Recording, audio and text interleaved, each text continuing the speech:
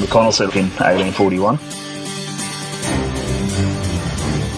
It's all beef cattle, grass-fed finishing, about 2,000 head.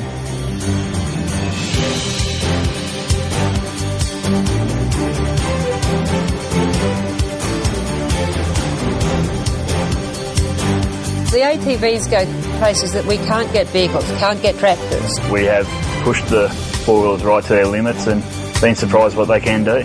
But I have total faith in the bike that it will get me everywhere I need to go. They're used for absolutely everything on the property. It's the most essential part of machinery we have on the place.